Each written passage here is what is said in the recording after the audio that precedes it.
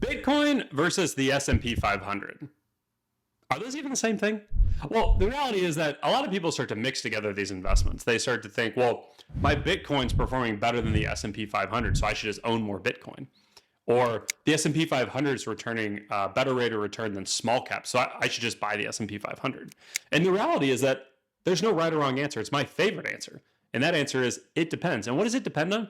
It depends on a couple of factors, but let's look at three that are very important to you.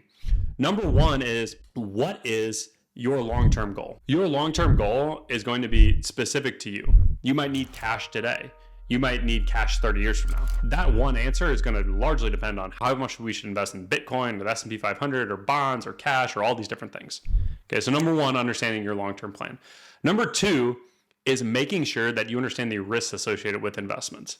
There's been a lot going on in 2024, 2025, and coming up 2026, where a lot of people are just throwing money at investments that have worked in the past without understanding the risks. You need to make sure that you understand the risk before you start putting your hard-earned dollars into different investments. And then number three is making sure that you understand the long-term implications of your investment portfolio. Bitcoin has been one of the best performing asset classes over the course of the last 10 years, maybe the best performing asset class.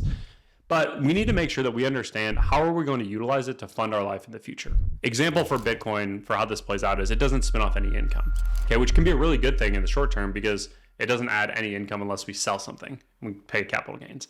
But we also need to make sure that we understand what is the use of that money before we just go diving headfirst into one asset class.